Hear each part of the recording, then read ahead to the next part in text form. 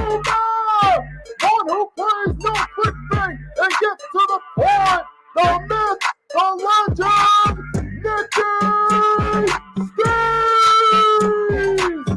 From the Mind Channel, you know the deal, yo boy, always keeps things real. I'm simply statue think the slate, thumping unrealistic man, 2K takes for the clip. Even though cats like that get views closer to the millie, never hear me preach, look on to Philly. Before you watch the Eagles all the way through the early 22, authentic talk, forget what others do. Come to my channel, you know the deal, yo boy, always keeps things real. The 24/7, 365 way, sports content for the real to fill the day.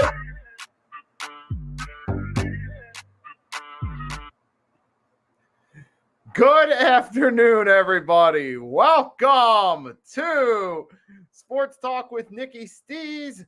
We're here on Tuesday, July 9th, rocking it as we're getting closer to the 2024 Summer Olympics. We also got NBA Summer League going on. We got a few big transactions going on in the NBA. And we also are getting closer to the NFL season. So we're going to talk a little bit about that, man. But yes, sir, that's the agenda for today. As you can tell by the you see the banner, I'm going to talk about the 2024 Summer Olympics, specifically the basketball side, because let's face it, with this channel, with all the viewers of the Hardcore Sports Network, with everything going on, we know what people want to talk about the most, and that's basketball, specifically the men's basketball, with all due respect to the women, but we know mainly that's what you're here for. Now, as far as the women goes, to be fair, we do have some people on the network like Next Shift Randy, Coach Ed Gladdy, that talk about the women's basketball. So if you guys want to hear more talk about that, you can hit them up. But let's get into it. So, yeah, shout out to my compadres on the Pick and Roll podcast, Coach Ed Gladdy, Next Shift Randy. But let's get into it. So we're going to talk a little bit, start a little about USA team, Team USA. That's the main team that people here are paying attention to see what goes down. We're briefly going to do a run through of their roster. So the USA men's basketball team roster, it's going to consist of Bam Adebayo, Devin Booker, Steph Curry, AD, Anthony Davis, the unibrow, Kevin Durant, the snake. Sorry, I had to, but Anthony Edwards, that's right, making his first Olympics.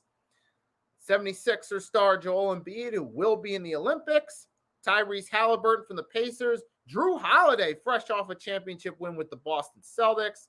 LeBron James, of course, looking to get another gold medal. Kawhi Leonard looking for his first gold medal. And Jason Tatum from the Boston Celtics.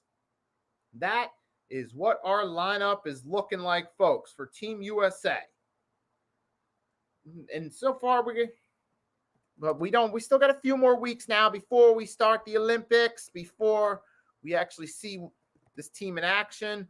But so far, they are in the C bracket right here. I was going to pull up the schedule in just a second for you guys and show it with you.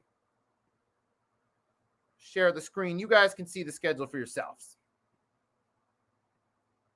But here it goes. So it starts July 28th, USA versus Serbia. That means Nikia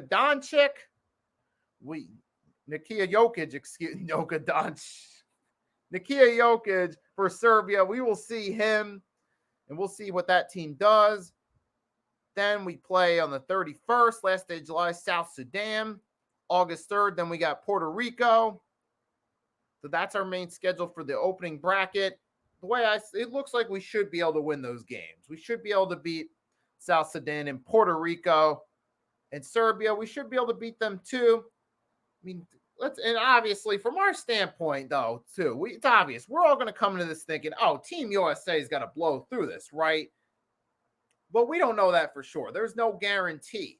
We've lost some of the FIBA games before. We lost the 2004 Olympics, remember, with AI, Marbury, LeBron, Carmelo, and them. So there's no guarantee. On paper, it looks like, oh, we got to have the best roster. We got to have the best roster. Well, we don't know that for sure because we're not that familiar with a lot of these European players. We're only familiar with NBA stars that are going home, like Jokic for Serbia or Giannis for Greece, and even which I'll get more to that in a minute. However, the point being is, yeah, we're only familiar with our guys. We're familiar with Devin Booker, Anthony Edwards, Embiid, LeBron, KD, in the, Bam Adebayo, those guys are going to be on the team. So we know what they can do. But the question is, can Team USA play together? Because ever since we started using professional athletes for the Summer Olympics, yeah, we've been dominating, but we've also lost a few along the lines. Remember 2004, we got the bronze. Remember with AI, Marbury, and them, like I said. So there's no guarantee we win it. So the question is, can this team mesh well together? We even seen the FIBA games. We lost last year. Can we actually mesh well together? Can all these pieces actually do what they need to? That's the question. A big fan of the Olympics. I'm going to be an uncle. It's a girl. That's great news right there. Little Griffith, congratulations on being an uncle, upcoming being an uncle. And yeah, hopefully these Olympics will be fun to watch. Now, we don't know for sure if they're going to be fun, but they will definitely be interesting for sure. It's going to be interesting to see. Mainly, I'm interested, obviously, to see Team USA. Also interested to see Team Canada, which I'm going to talk about that in a minute. And also another one is Team France, because those are the three teams that are loaded most with NBA players. And I'll give a shout out to Team Canada and Team France, acknowledge their starting lineup, because they look like the best going into it. But hey, but time will tell how this ultimately pans out. How do our guys mesh as a team? How does Embiid mesh with KD, LeBron? Do these guys play off each other well? Is there a disciplined structure put in like Coach K did put in for the Redeem team in 2008 with all those guys with Kobe, Pierce, Dwight, not Pierce, Kobe, Chris Paul, Jason Kidd, Dwight Howard, and all those guys? Are we able to do the same this time around? That's the question. And right now, I'm going to give an overview. Right now, but yeah, we're going to see what happens, though. Ultimately, we still got a few more weeks. The team's got time to get the chemistry together to see what happens. And we'll also be talking about more on Pick and Roll podcast. But now I'm going to do a brief overview of some of the other teams. So for Team Canada, like I said, they're one of the two teams I'm interested in. I'm going to talk about them a little bit. You got Nickeil Alexander-Walker. And the reason I'm not sharing the screen with you guys, for those of you that don't know, my computer has a history, unfortunately, of getting overheated when I have too many tabs up. So I have to do this off my Kindle and read it off to you guys. I'm reading this from Microsoft. It's from MSN. But yeah, so Team Canada, you're going to have Nickeil Alexander-Walker, RJ Barrett, Dylan Brooks, Lukanets Dort from the Thunder, SGA, Shai Gilgeous-Alexander, Trey Lyles from the Kings, Jamal Murray from the Nuggets, Andrew Nembhard from the Pacers, Kelly Olynyk from the Raptors, and Dwight Powell from the Mavericks. That's the guys from the NBA that's going to be representing Team Canada. That looks like some nice oh, wait, there's more. And you got Nick Batum. Wait, no, that's France. But yeah, France. Now we're going to get to France. You got some nice guys from France, too. You got Nick Batum, Billy Colwell from the Wizards, Ousmane Dieng from the Thunder, Evan Fournier of the Pistons, Rudy Gobert, Theo Maledon from the Suns, and of course the French phenom, Mr. Victor Wembanyama himself. And that looks like a nice lineup there for both sides. France, you got Batum in the Olympics. He can provide those rebounds for them. You got Wemby, of course. Rudy Gobert, I mean, he'll do good at times. He'll match up well. You got Evan Fournier from the Pistons. That looks like a good lineup right there. Same with Team Canada. You got SGA and Jamal Murray on the same team. RJ Barrett's there too. Nickeil Alexander-Walker. All those guys playing together. That looks like that's going to be a tough team to beat. I'm thinking, don't be surprised if as we get closer to the gold medal, we see Team USA going against Team Canada or going against Team France. So those are the three teams I'm looking out for the most. And also, wait, and you do have Greece too with Giannis in there as well. That's going to be a good one right there. I mean, and we know Greece did defeat Slovenia to qualify. So unfortunately for the Luka Doncic fans, we won't be seeing him in these Olympics, unfortunately. But yeah, we got a good amount of stars. This is too, when I think about it, it's interesting, these Olympics, because we're actually got some stars here, not just for Team USA, but all across the world for these Olympics. You're going to have Giannis for Greece, of course, Jokic for Serbia. I just listed off the Team Canada and Team France guys. Those are going to be interesting lineups to see. Oh, I do think there's actually something to be excited about for these Olympics. I mean, it was hard to kind of get into it at times throughout the years because it was in the earlier, like the 90s, 2000s, even into the early 2010s. It was pretty much just Team USA show in the Summer Olympics, minus that 2004 run. But now there's actually a possibility that countries like Canada and France could win it. So that's something I'm looking forward to right there. Now, of course, Team USA is always going to be the projected favorites to win the gold, especially for Americans that know our team. We know our players, but you can't sleep on some of these other teams too. You can't sleep on them. You have to see what happens. We still got a few more weeks, though. I can see Team USA, like I said, especially winning out on this series right here. That bracket that I just listed, the only team that I'm really concerned with that could maybe give us a problem is Serbia, especially with Jokic. But I still think Team USA is going to win those 3 games. At least get past that first bracket and still keep the opportunity at the gold medal alive. Now, depending on how the bracket goes, we'll have to see how it plays out. But we'll talk about that as the Olympics goes along.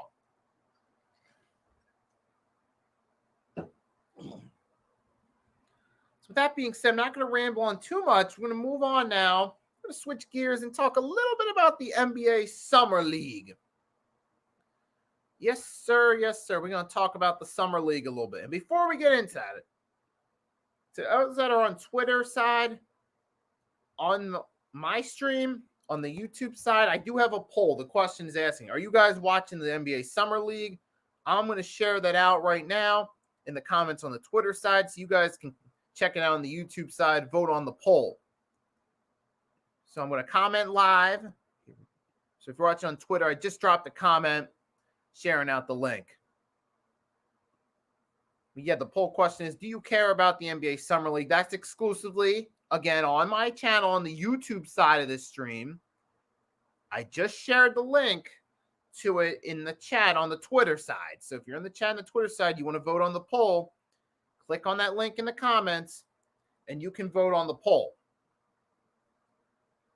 Now, we're going to talk a little bit about the NBA Summer League. Now, for me, my take, I think, personally, I'm not the biggest fan of the Summer League itself. I don't really watch the games, admittedly. What I do, follow along, I follow more for the individual performance, similar to what I do with the NFL in the preseason. The games play out. I don't catch the games right away, but I do check it out, see what's the highlights. You got Ricky Council, the 4th for the Sixers in their win, dropped 29 and got 5 made threes, which was a nice performance by him in that game against the Thunder. Now, seeing that performance, I'm like, look, this dude is definitely qualified to have more NBA minutes. And then some people will always point to, and a valid point, is that you have, in the Summer League, you got guys playing for roster spots. A lot of the guys that play in the NBA Summer League ain't making it to a roster, and that's true. So it's like you look and go like, okay, yeah, he put up decent numbers, but it's against some competition that won't play in the NBA. That is true.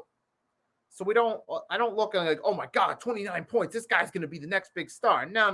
I understand how the Summer League works. Now, with that being said, though, the 29 points and 5 threes does indicate this guy is at least qualified to play in NBA games and get more minutes. And the Sixers should take notes. Now, he puts up a few more nice performances like this, maybe even gets a few where he drops over 30. That's a sign that, hey, you got to at least include this guy in your rotation during the season, even if that's a bench guy, even then, because that can certainly work. Now, obviously, not every player that balls out in the Summer League is going to be a star in the NBA level. No, because they're going against much tougher competition. However, you see this type of performance from a guy, and you're like, okay, this guy's at least going to be something in the NBA. Maybe he'll be a role player to help us with some bench minutes. Who knows? Maybe Ricky Council eventually becomes a star someday down the line. I don't know. It's too early to tell, but I'm seeing this. I'm like, hey, Sixers, Nick Nurse, Daryl Morey, Elton Brand, you guys take note. This guy is going to be a piece you can use. Whether it be off the bench or if you need him in the starting lineup if somebody's out. That's a good time to use him for that. So I'll say, and now also other notable. See, I'm going to risk a copyright strike here. We'll just check it out. Oh, there's a nice 3 right there. I'm also going to give to be fair, I'm going to give a shout out to a few other players too. You also got Kenyontae George dropped 30 for the Jazz in their summer league win over the Grizzlies. Got 4 boards, 4 assists.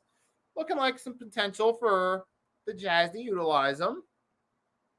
And then, of course, there's the official stat line for Ricky Council. He also had 8 boards as well. So far, kind of like what I see. And I also like what I saw from Jared McCain. I saw a highlight from him yesterday. He had a nice fast break. And that shows he's got the speed to move down the court and potentially get a quick bucket or two. And Jared McCain, so I did see a nice flashy play from him right there. Let's quickly look up his stat line from that game as well, see what he did. I gotta give Jared McCain a shout out too. Because look, he's the guy we drafted out of Duke. We expect him to be a guard. He's got to at least have something.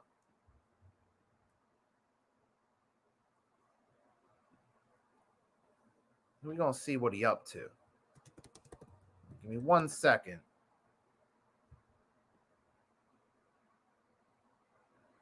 I'm gonna check out, see what his stat line is. Give me 1 minute.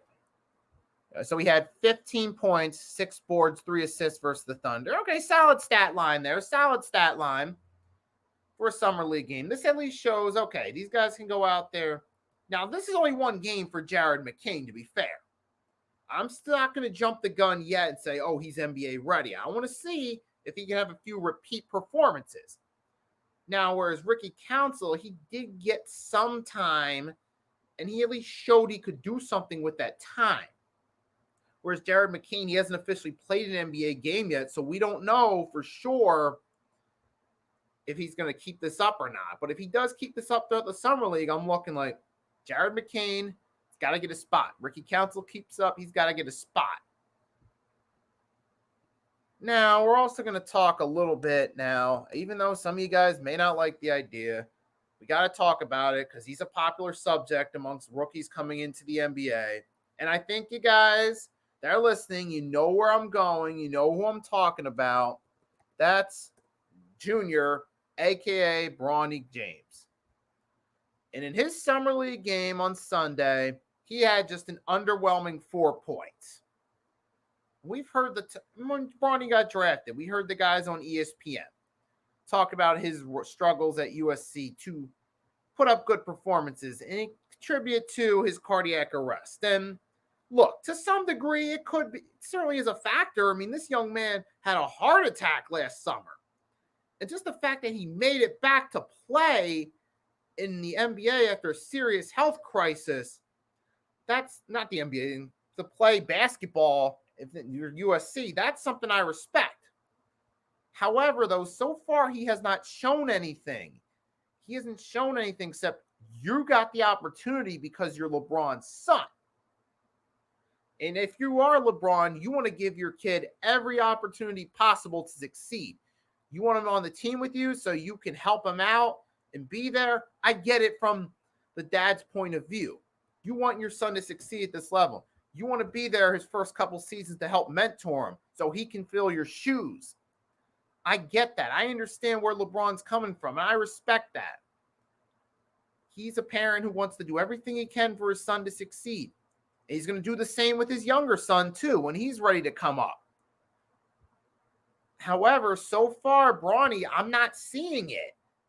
I don't know if it's just the pressure of it, or if he's just trying to play basketball to please his dad, but his heart really isn't into it, or if that cardiac arrest shook him up.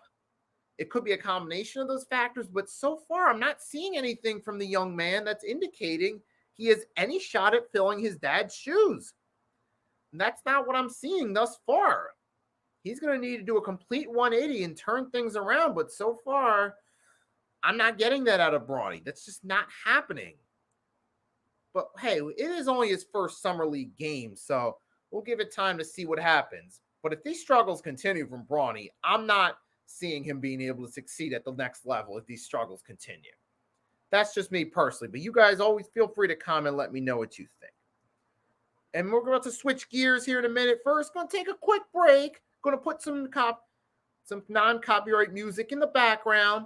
And then I'll come back and we'll talk a little bit about the Sixers. And we'll talk about DeMar DeRozan. We'll talk about there was a big incident that happened after a qualifying game that I'm going to talk about. All that after a quick break. We'll be right back.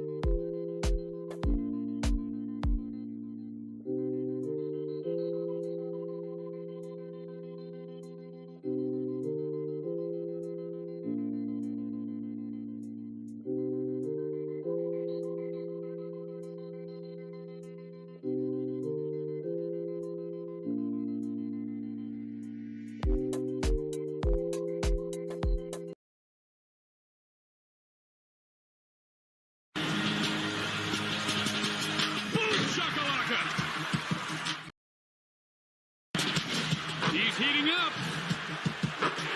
He's on fire. I mean, listen, we're talking about practice. Not a game. We talking about practice. Not a game. Not the game that I go out there and die for and play every game like it's my last. Not the game. We're talking about practice, man. I mean, how silly is that, man? We're talking about practice. I'm back, folks, and I added that AI practice clip because I thought it was appropriate since I'm going to talk about the Sixers to use as a segue to get back into things. Back from a short break. Now, I'm going to talk a little bit about the Sixers moves. Now, there's not much to talk about except we signed Caleb Martin from the Miami Heat. Martin was a solid rotational piece in that lineup. He did his piece right. He just will roll well, playing with Jimmy, Bam, and all those guys right there.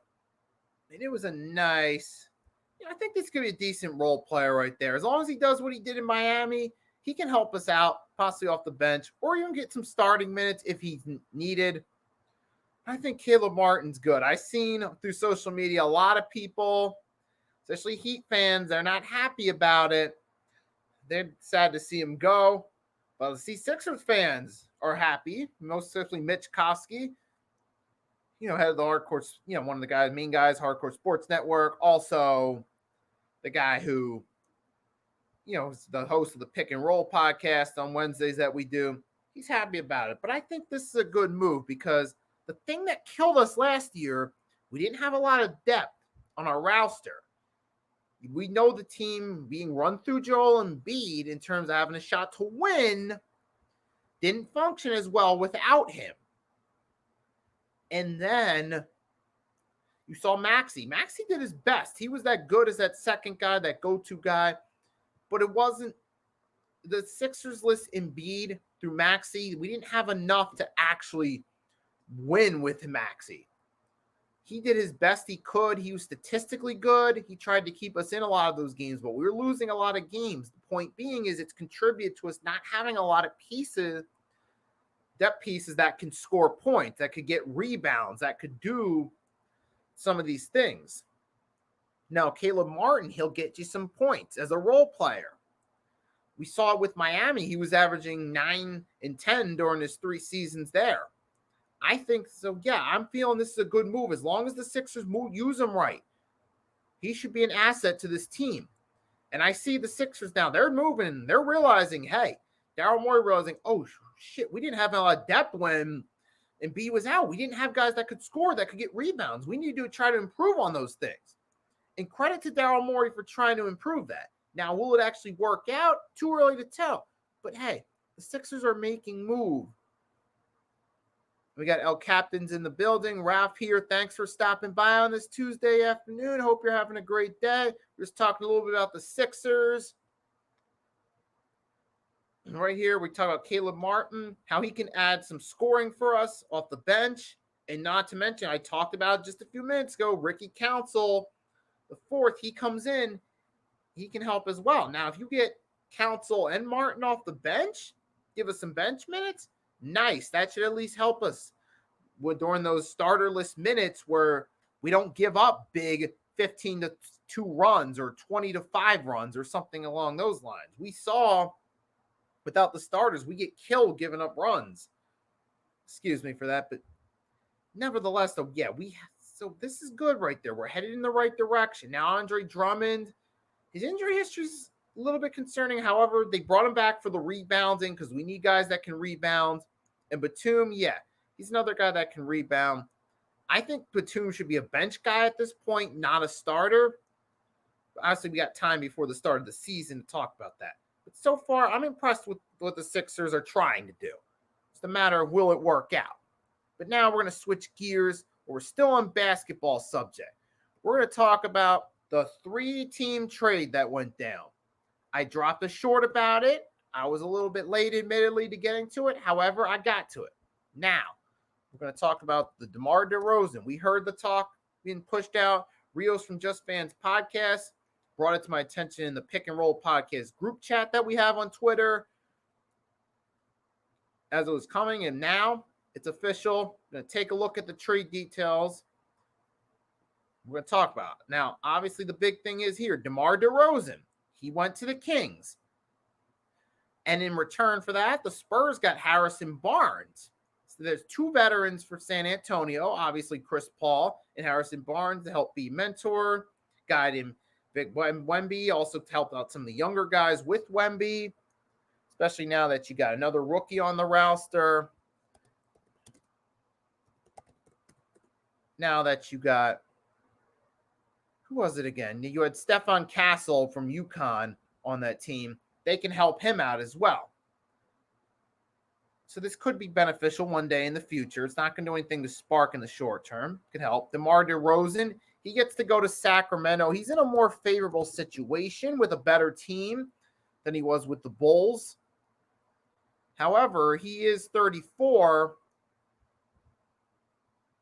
and we still don't know how well he's going to hold up with that team. In the Kings, and with the Bulls, though, he did play most of the games for them. He played over 70 games during his 3 seasons with the Bulls. He was averaging over 20 points. So it'll be interesting, though, now to see how he blends in with the Kings because he's not going to be scoring as much. He's not going to get as many looks as he did with the Bulls.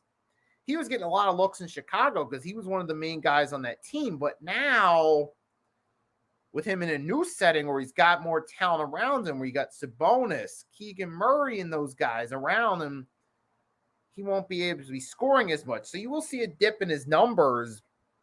However, will his productivity can hold up as long as he meshes well with those guys on the Kings, this could be a nice signing. And the Kings, obviously, they went through with the deal because they know, oh, we had the play-in tournament last year. We got embarrassed by a Zionless Pelicans. We're in a competitive conference. We're getting beat out by teams like the Mavs, the Thunder, the Timberwolves, Nuggets for a spot in the playoffs. We got stuck in the play-in. So I respect what the Kings are doing. They know they need something to help them out in a tough conference, and that's what they're doing. And not to mention, you got the Clippers there as well. Don't forget them. So I respect what the Kings. So the Kings, they're trying to make that move. Now, will DeMar DeRozan work out with them? Will he hold up? If he does those things, it could work. Now, obviously, too, the thing is, it might take a little bit of time for the chemistry to form. You might see early in the season, it may not look like the Kings' chemistry is all the way there with DeRozan, and you will get some people that'll overreact and be like, it's not working out. It's a bad move. Give it time. Remember Luka and Kyrie. We'll have to see. Now, for the Bulls, they just go full-blown rebuild. You get 2 second-round picks and you clear up some cash space. If you're the Bulls, you got to rebuild. I can't really say they're a winner in this. It's just a matter of will they go about the rebuild the right way. As of right now, there's nothing for them at this season. Expect the Bulls to tank, try to get a lottery pick in top 5 for next season. For the Kings, see what DeRozan does, see if he helps them out a little bit. Now, does this make them champion? If it does work out, I don't think it's not making the Kings championship contenders. It's not. You still got to deal with the Timberwolves. You got to deal with the Mavs, possibly come back, making another run. Possibility that Clay could work out with those guys. You're also talking about you got to deal with the Nuggets as well. And then potentially the Clippers. It's going to be tough road. I don't see this making them championship contenders, with all due respect to DeMar DeRozan, but he's not that franchise guy like a Luka or LeBron was throughout his career, or an Embiid, or what Brunson's becoming, or a Giannis or a Jokic. DeMar DeRozan's a solid, respectable player that's better suited as that 2 or 3 guy with the right pieces around him. But we'll also have to see how it works out. Hopefully it works out better for DeRozan than it did with the Bulls. The time will tell. We'll talk about more as we get closer to the regular season. Before we switch gears to talk about the NFL, which it's going to be a brief talk about the NFL before we go off the air here. I'm going to do real quickly. We're going to talk about it. Some of you guys may not like the idea of it, but we got to talk about it. It was broke by TMZ, a video. Some of you guys probably know what I'm talking about. It was Ivica Zubac and Dario Saric were involved in a nightclub fight in Greece after they lost the qualifying game. Now, Saric and Zubac, they were in Greece for the game. They were qualifying game for their home country, but they lost to Greece, and Greece moves on to the Olympics. So Croatia, they couldn't compete. And then it was there. So after the game, they went out to a club, and there was a brawl that occurred. Now, we don't know all the details about this fight yet. So far, I haven't seen anything. We just know it was a video from TMZ. Now, I'm going to share the link in the chat for you guys. So that way, if you guys want to see the video yourselves, you guys can do so. Give me one moment.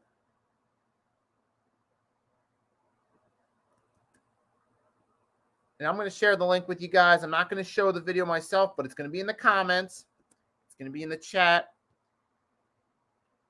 Now, it is from TMZ. I'm not a big fan of TMZ, but hey, they got the video, and there's a link on the screen if you guys want to check it out for yourselves if you haven't seen it.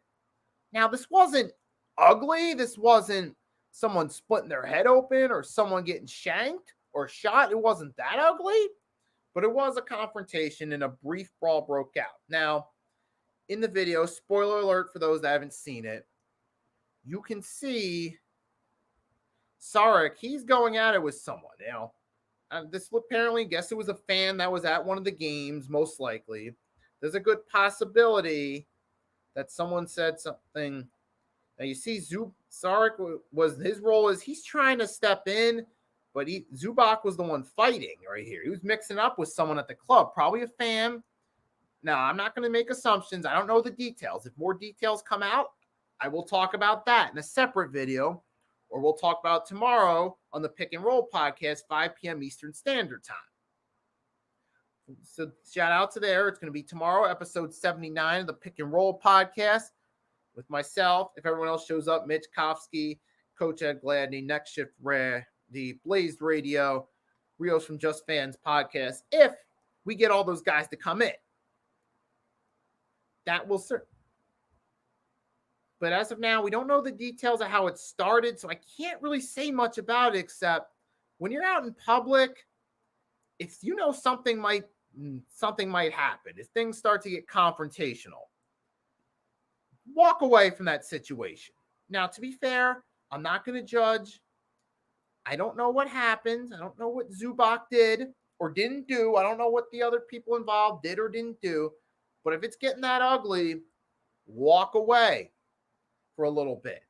Now, so far, there's been no big punishment for these guys yet, but you never know. There could be suspension coming in, brewing. We'll see in the coming days. However, if you're in a situation where you're out in public, anywhere, if you're just minding your own business, having a good time, and something happens, someone says something to you, smart ass, try to just walk away from the situation. I know sometimes, especially for professional athletes that got pride about their craft, it's not as easy for them to just walk away because they got a ton of pride. One moment.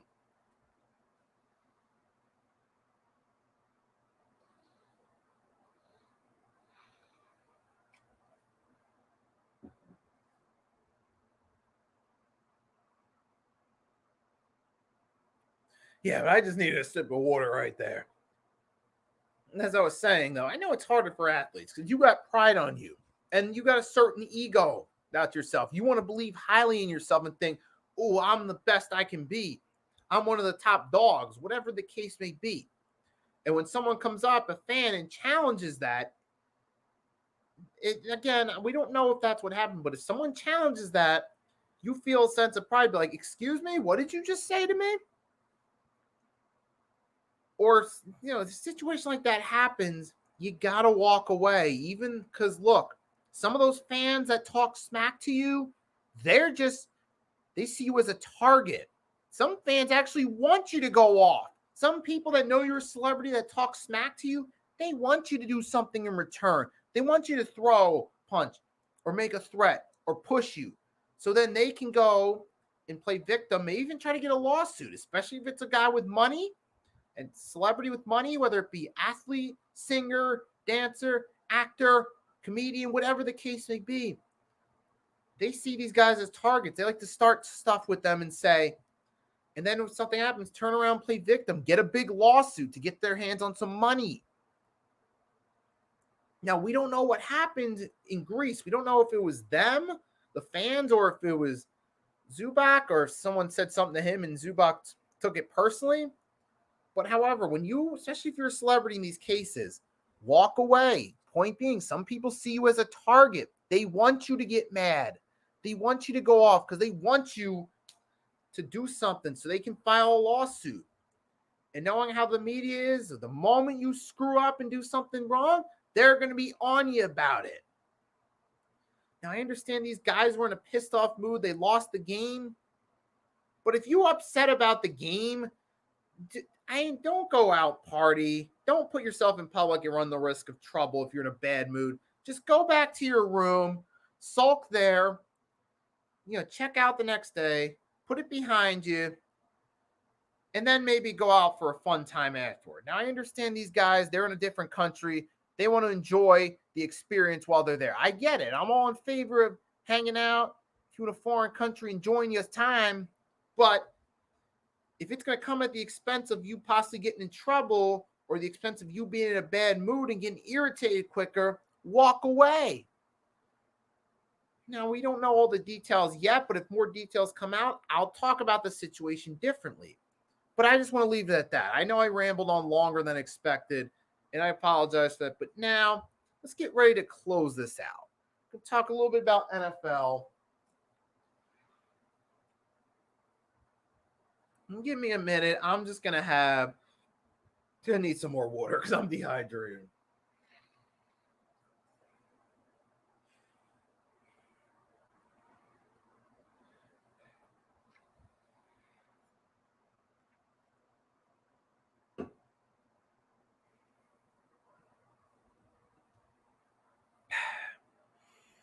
And we're going to close this thing out for today. We're going to talk a little bit about the NFL. Now, I understand it's only July. We're not at training camp yet, but I'm just going to talk a little bit about what we could possibly expect to see. Now, it was interesting because one of my work buddies asked me, who do you see possibly as Super Bowl favorites or Super Bowl contenders? To me, as far as Super Bowl contenders, well, obviously you got to start with the defending champs, the back-to-back champs, Kansas City Chiefs. Now, I could also see maybe the Houston Texans with that big offseason they had. Maybe they could make a stretch. Maybe they could make a push for the Super Bowl. Who says that a second-year quarterback can't make you a push to the Super Bowl? Joe Burrow did it. Dan Marino did it his second season. I mean, there was some, the Eagles were looking like that with Carson Wentz, but we'll never know if he would have made a Super Bowl run had he not gotten hurt. But we've seen this happen. Sometimes those second-year QBs can make a big run out of nowhere and get you on the cusp or get you to the Super Bowl. So with the way C.J. Stroud played his rookie year with not a lot of help around him, now you get some improvement. You get Stephon Diggs and you get Joe Mixon from to hand the ball off to. There is that potential. However, with Joe Mixon, there's the potential his body could give way on him. He might not be able to produce the way he's expected. But I could see the Texans possibly being contenders. Kansas City, obviously. In the NFC, the 49ers, clearly, in paper, they're the best team in the NFC. And on paper, I could see the Eagles potentially making a run, but will it happen? That remains to be determined. But I really see 4 teams. And the reason I didn't throw the Baltimore Ravens in there, because some of you guys are probably asking, what about Baltimore? We don't know if they're going to make it healthy or not. Last season, we saw them get home field advantage. They were the favorites in that conference championship game. But number one, they choked against Kansas City. Number 2, we don't know if they're going to actually be healthy for a full season. They did it last season when everyone was healthy. But remember the 2 seasons before that, 22 and the 21 regular seasons, Lamar got injured. And we saw the team do a 180 later in the season. The question is, can Baltimore keep it up? So that's why I'm not sure if they could be contenders for that reason. Now, as far as other teams, like some playoff teams out in the AFC, you obviously got the Steelers. They're always at least contenders to make the playoffs. Now, will Russell Wilson or Justin Fields be that guy that could help add a little bit of a spark? Maybe. Considering the Steelers have pull-out winning records with lesser QBs, it is possible. But I don't think Russ is the championship contending QB. Not anymore. And Fields, he's a fun play. He creates some fun plays from time to time, but what has Justin Fields really done to set the world on fire? He just produces a few nice plays, and that's all I see out of the guy. But yeah, I could see Pittsburgh as a potential wild card team. Also, AFC, of course, Miami or Buffalo, whoever doesn't win the division. And then again, you never know. Maybe